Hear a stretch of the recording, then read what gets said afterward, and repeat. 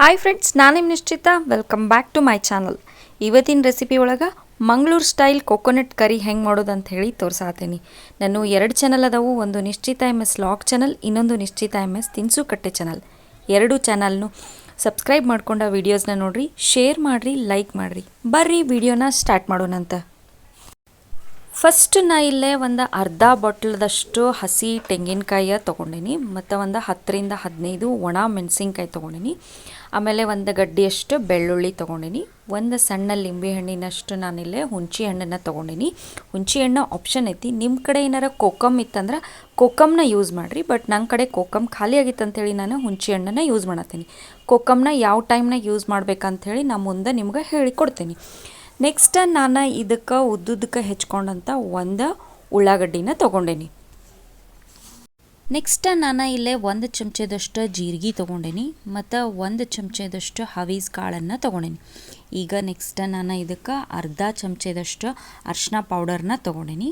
ಇದಾದಮೇಲೆ ನಾನು ಟೇಸ್ಟಿಗೆ ಎಷ್ಟು ಬೇಕೋ ಅಷ್ಟು ಉಪ್ಪನ್ನ ತೊಗೊಂಡೇನಿ. ಈಗ ಏನನ್ನು ತೋರಿಸಿದೆ ಅಲ್ಲ, ಈ ಇಷ್ಟು ಸಾಮಾನು ಸೇರಿಸಿ ಸ್ವಲ್ಪ ನೀರು ಸೇರಿಸಿ ನುಣ್ಣಗೆ ಮಿಕ್ಸಿ ಮಾಡ್ಕೊಂಡು ಬರ್ತೇನಂತೆ. ಸೊ ನಾನು ನುಣ್ಣಗೆ ಮಿಕ್ಸಿ ಮಾಡ್ಕೊಂಡು ಬಂದೇನಿ ನೋಡ್ರಿ. ಇದು ಫುಲ್ ಫೈನಾಗಿ ಪೇಸ್ಟ್ ಆಗಬೇಕು. ಈಗ ಬರ್ರಿ ಕರಿನ ಮಾಡೋಣಂತ. ಒಂದು ಪ್ಯಾನಿಗೆ ನಾನು ಮೊದಲು ಗ್ಯಾಸ್ ಆನ್ ಮಾಡೋಕ್ಕಿಂತ ಮುಂಚೆನ ರುಬ್ಕೊಂಡಂತ ಅಷ್ಟು ಮಸಾಲೆನೂ ಹಾಕೋತೇನಂತ. ಮಿಕ್ಸಿ ಜಾರ್ಗೆ ನಾನು 1 ಲೋಟದಷ್ಟು ನೀರು ಹಾಕ್ಕೊಂಡು ಆ ನೀರನ್ನ ಇದಕ್ಕೆ ಹಾಕ್ಕೊಳತ್ತೀನಿ. ಮತ್ತು ಇನ್ನು ಎಕ್ಸ್ಟ್ರಾ ನಾನು 1 ಲೋಟದಷ್ಟು ನೀರು ಹಾಕ್ಕೊಂಡೇನಿ. ಕರಿ ಸ್ವಲ್ಪ ತಿಕ್ಕಾಗಿರಬೇಕು, ಅಂದ್ರೆ ಭಾರಿ ಮಸ್ತ್ ಆಗ್ತೈತಿ. ಈಗ ನಾನು ಗ್ಯಾಸ್ ಆನ್ ಮಾಡಿಕೊಂಡು ಇದು ಒಂದು 2ರಿಂದ 3 ನಿಮಿಷ ನಾನು ಇದನ್ನು ಚಲೋತ್ನಂಗೆ ಫಸ್ಟ್ ಕುದಿಸ್ಕೋತೇನಂತ. ಕರಿ ಚಲೋತ್ನಂಗೆ ಕುದಿ ಬರತೈತಿ ನೋಡ್ರಿ, ಆದರೂ ಇದು ಇನ್ನೂ ಥಿಕ್ಕಾಗೇ ಐತಿ. ಇದು ಇಷ್ಟು ಥಿಕ್ಕಾಗಿರ್ಬಾರ್ದು, ಒಂದು ನಾರ್ಮಲ್ ಥಿಕ್ ಇರಬೇಕು. ತಿನ್ನೂ ಇರಬಾರ್ದು, ಭಾಳ ತಿಕ್ಕೂ ಇರಬಾರ್ದು. ಸೊ ನಾನು ಇದಕ್ಕೆ ಇನ್ನೊಂದು ಸ್ವಲ್ಪ ನೀರನ್ನ ಸೇರಿಸ್ಕೋತೇನೆ. ಈಗ ಸೇರಿಸ್ಕೊಂಡು ಇನ್ನೂ ಒಂದು ಕುದಿ ಇದನ್ನು ಚಲೋತ್ನಂಗೆ ಕುದಿಸ್ಕೋತೇನೆ. ಸೊ ಲೈಟಾಗಿ ಕುದಿ ಬಂದೈತೆ ನೋಡ್ರಿ. ಈಗ ನೀವು ಇದಕ್ಕೆ ಸಾಲ್ಟ್ ಬೇಕಿದ್ರೆ ಇನ್ನೊಂದು ಸ್ವಲ್ಪ ಸಾಲ್ಟ್ನ ಆ್ಯಡ್ ಮಾಡ್ಕೊರಿ. ನೆಕ್ಸ್ಟ್ ಹಸಿಮೆಣ್ಸಿನ್ಕಾಯಿನ ಈ ಥರ ನಾನು ನಡುವೆ ಕಟ್ ಮಾಡಿ ಇಟ್ಕೊಂಡೀನಿ. ಒಂದು 7ರಿಂದ 8 ಹಸಿಮೆಣ್ಸಿನ್ಕಾಯಿನ ಹಾಕ್ಕೊಳತ್ತೀನಿ.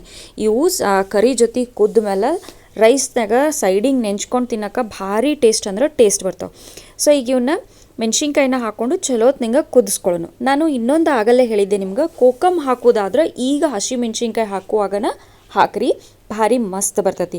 ಹುಣಸೆ ಹಣ್ಣು ಹಾಕೋದಾದ್ರೆ ನೀವು ಮಿಕ್ಸಿ ಮಾಡ್ಕೋತಿರ್ತಿರಲ್ಲ ಆವಾಗ ಹುಣಸೆ ಹಣ್ಣು ಹಾಕ್ರಿ. ಈಗ ಮೆಣ್ಸಿನ್ಕಾಯಿ ಹಾಕಿದ್ಮೇಲೆ ಇದನ್ನು ಚಲೋತ್ನಂಗೆ ಕುದಿಸ್ಕೊಂಡ್ವಿ ಅಂದ್ರೆ ಮಂಗಳೂರು ಸ್ಟೈಲ್ ಕೋಕೋನಟ್ ಕರಿ ರೆಡಿ ಆಗ್ತೈತೆ ನೋಡ್ರಿ.